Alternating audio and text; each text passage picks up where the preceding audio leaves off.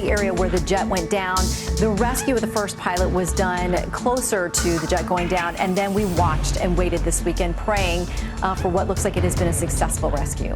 Well, a grand way to start Easter Sunday, Easter miracle, and we're all thankful we have our colonel back. Yes. Okay, I want to get us to the next map that shows us a little bit more about the region there. Very mountainous. Now, what we're told, as far as we can tell from the president, what he's been putting on Truth Social, that this individual was injured, but very brave, as he said. There's so much training you go through, never thinking that you might have to use this, but how critical is that while you wait for your rescuers? Well, it's enormously critical, and the first aspect of that is survive. Okay, so he landed in this Khuzestan province is largely lowland. That's at altitude. So the first thing is survive. Then it's escape. So he went up 7,000 feet, or we're not exactly sure where he landed, but 7,000 feet while injured, climbing up this mountain range, the Zagros mountain range, and then from there it's make contact. So he activated his personnel locator beacon, which sends a signal that's encrypted to American forces. And from there, he went into a crevice and basically hid. So the third part, you go to ground and you evade. So he tucked into a crevice and just waited for forces to come and get him. On April 3rd, 2026, a Russian-made missile tore an American F-15E Strike Eagle from the sky over Iran. One crew member was recovered fast. The other hit the ground alone with a broken ankle deep in enemy territory, 7,000 feet of mountain ahead. 2 rescue helicopters were shot up trying to reach him. SEAL Team 6 deployed, and what it took to bring him home nearly broke the entire operation. At 2:15 UTC on April 3rd, the crew of Viper 21, a United States Air Force F-15E Strike Eagle, raced over the jagged spine of southern Iran. The cockpit warning lights flared without mercy. A Russian-made S-300 missile fired by Iranian air defense streaked upward and detonated just behind the jet's left engine. The blast ripped through the fuselage, shattering controls and flooding the cockpit with smoke and alarms. In a split second, both crew members, the pilot and the weapons systems officer, locked eyes, each reading the other's fear and resolve. Training took over. The ejection sequence triggered in rapid succession, first the pilot's seat, then the weapons systems officers, hurling both men clear of the spinning wreck. The pilot's parachute deployed high above a winding valley, drifting toward a rocky slope dotted with scrub and scattered boulders. He hit the ground hard but alive, his radio already crackling as he signaled his position. Less than 5 minutes later, a United States rescue team, already staged nearby in anticipation of a worst-case scenario, homed in on his beacon. Within minutes, the pilot was bundled onto a H-60 Pavehawk helicopter and lifted out, bruised but breathing, as the sun began to rise over the mountains. Rescued. The weapons systems officer, ejected moments after his pilot, landed nearly 2 kilometers away on a steep, unforgiving ridge. His parachute caught the wind, dragging him across loose rock before he finally came to rest. Pain shot through his ankle, a fracture he would realize later. But the immediate danger was all around. Iranian Revolutionary Guard units, alerted by the explosion and visible fireball, began converging on the crash site. Drones circled overhead, scanning for movement. Local radio frequencies buzzed with news of a downed American jet and the promise of a cash reward for any surviving crew. Separated by the violence of the impact and the chaos of the terrain, the 2 airmen's fates split at the moment their seats fired. One was swept to safety in a matter of minutes. The other, injured, alone, and deep in hostile territory, faced a fight for survival that would test every skill and ounce of endurance he possessed. The search for the missing weapons systems officer was only beginning, as United States and Iranian forces now raced each other across the mountains, each with everything to lose. Night closed in over the Iranian mountains, swallowing every trace of the downed jet and its missing crewmen. The weapons systems officer, battered from the ejection and nursing a fractured ankle, forced himself upright beneath a tangle of parachute lines.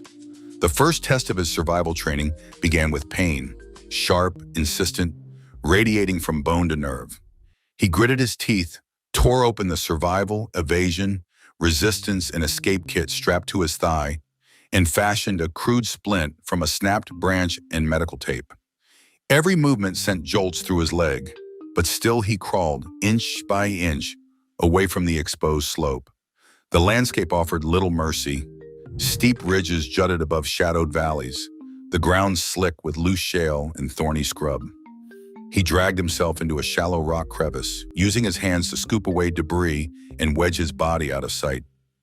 Iranian patrols, some with dogs, moved along the lower trails.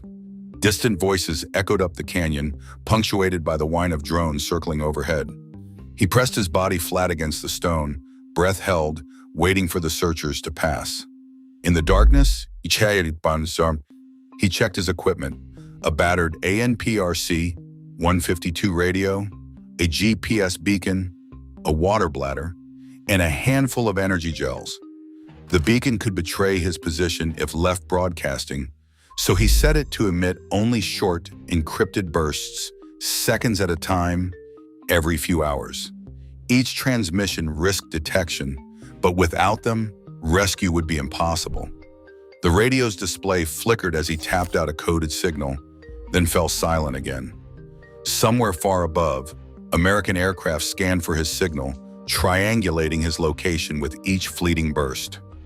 The climb began before dawn. With his good leg braced and the splint holding just enough, he pushed up the mountain, using every outcrop and patch of shadow for cover. Over the next hours, he gained nearly 7,000 feet of elevation, the fractured ankle swelling beneath the boot. Medical guides say such a trek is barely possible, agonizing, slow, and dangerous.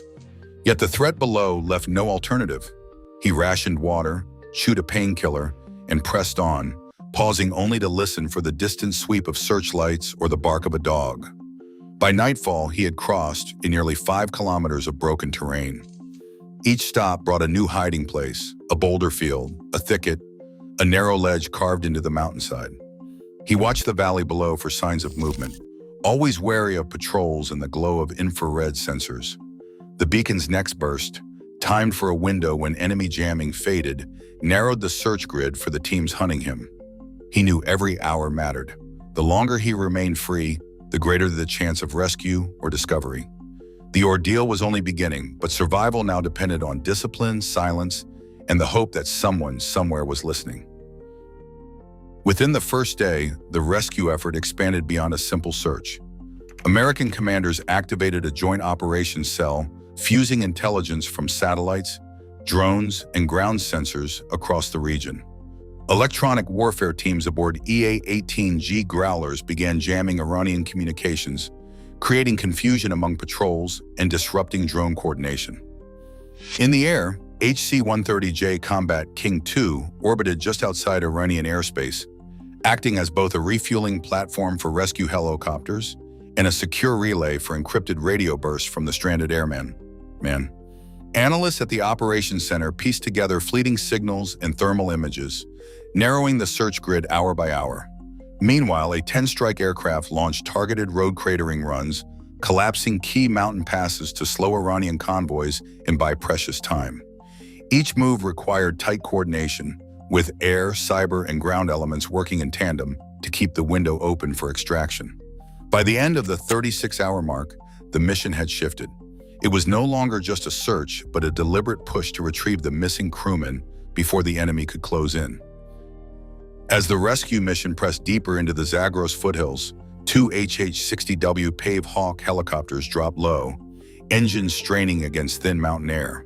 Their crews, already running on adrenaline and exhaustion, braced for the worst as warning lights blinked to life. Iranian patrols had set up machine gun nests along likely approach routes, and forward-looking infrared drones scoured the valleys for any sign of movement. The first Pave Hawk took a burst of small arms fire across his left fuselage, shattering a window and sending shrapnel through the cockpit. The co-pilot's arm was sliced open, but he kept his grip on the controls. Seconds later, the second helicopter caught rounds in its tail boom, hydraulics spiked, alarms blared. But the crew managed to limp away, trailing smoke. Both aircraft aborted, banking hard for the safety of the refueling orbit. Medics patched up bleeding crewmen as mechanics swarmed the battered airframes back at the forward staging area. No one was lost, but the attempt had failed. Reports filtered in about an A-10 Warthog forced down by a suspected man portable air defense system strike nearby, its pilot later recovered by U.S. naval assets. The story spread quickly online, but no official confirmation ever followed. The only certainty was that the airspace now belonged to no one. Every approach was contested, every pass a gamble. With the daylight window closing and Iranian forces tightening their search grid, planners at the Joint Operations Cell weighed their options. A daylight rescue by helicopter was now off the table. The next move would have to come under cover of darkness, with a night hoist and a different set of risks. Night settled over the ridge as the final rescue unfolded. SEAL Team 6 moved in on foot, guided by faint radio bursts and the glow of a GPS beacon. The weapons systems officer, exhausted and limping, was found wedged between boulders, his face streaked with blood and dust. Without a word, a medic splinted his ankle and started a painkiller IV. The team formed a tight perimeter while an HH-60W Pavehawk hovered above, its rotors muffled by the mountain wind. Iranian patrols closed in from the south, their flashlights flickering along the lower slopes. The SEALs triggered a smoke grenade, marking the extraction point. A rescue hoist descended through the dark, and the airman was lifted skyward, bundled in a harness as gunfire cracked in the distance. Two C-130 transports, stuck in mud at the makeshift strip, were rigged with explosives. Minutes after the last American boots left the ground, fireballs lit the night. Both aircraft were destroyed to deny their capture.